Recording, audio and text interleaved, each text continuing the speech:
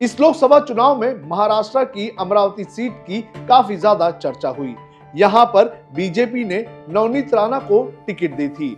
नवनीत राणा के सामने कांग्रेस ने बलवंत वानखेड़े को मैदान में उतारा था और इस चुनाव में नवनीत राणा को बलवंत वानखेड़े ने 12,894 वोट से हरा दिया है।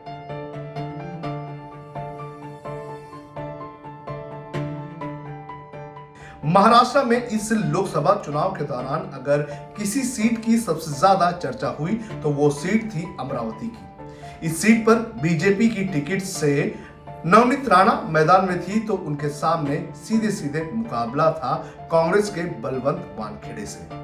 नवनीत राणा इसी साल बीजेपी में शामिल हुई थी और बीजेपी ने उन्हें यहां से अपनी टिकट भी दे दी। खुद प्रधानमंत्री नरेंद्र मोदी ने नवनीत राणा के लिए प्रचार किया था। इससे पहले नवनीत राणा 2019 में निर्दलीय तौर पर इस सीट से मैदान में उतरी थी और उन्होंने शिवसेना के आनंदराव अडसुल को चुनाव हराया था। उस वक्त नवनीत राणा को कांग्रेस और एनसीपी दोनों का ही शिवसेना के खिलाफ समर्थन हासिल था। नवनीत राणा ने पिछले 2 साल से ही बीजेपी के टिकट पर चुनाव लड़ने का माहौल बना दिया था। एक इंडिपेंडेंट कैंडिडेट होने के बावजूद वो लगातार बीजेपी और नरेंद्र मोदी की पॉलिसीज की तारीफ करती रही। इसके अलावा आपको बता दें कि नवनीत राणा ने बीजेपी के हिंदुत्व के एजेंडा को भी आगे लेकर जाने का काम किया। नवनीत राणा उस वक्त सबसे ज्यादा सुर्खियों में आई जब उन्हें मुंबई पुलिस ने मुख्यमंत्री उद्धव ठाकरे के घर के बाहर हनुमान चालीसा पढ़ने को लेकर गिरफ्तार किया था। मुंबई पुलिस ने नवनीत राणा और उनके पति पर राजद्रोह का मामला दर्ज किया था और इन दोनों को 14 दिन तक जेल में भी रहना पड़ा था। वैसे तो नवनीत राणा ने अपना करियर एक अभिनेत्री के तौर पर शुरू किया था, लेकिन रवि राणा के साथ शादी होने के बाद उन्होंने 2014 में चुनावी मैदान में कदम रखा।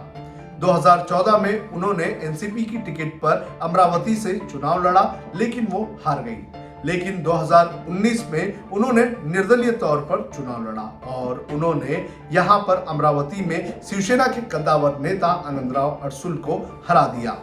जानकारी के अनुसार आनंदराव अडसुल और नवनीत राणा के बीच लगभग 37,000 वोटों का डिफरेंस था। नवनीत के पति रवि राणा अमरावती सिटी के बडनेरा सीट से विधायक हैं। अमरावती की इस सीट की अगर बात करें तो इस बार इस सीट पर सामाजिक समीकरण से ज्यादा राजनेताओं और पार्टी के समीकरण की चर्चा हुई। यहाँ पर आपको बता दें कि आनंदराव अडसुल को टिकट नहीं दिए जाने के चलते वो काफी नाराज दिखे। वो नवनीत राणा का प्रचार करते हुए भी इस पूरे चुनाव में नहीं दिखाई दिए।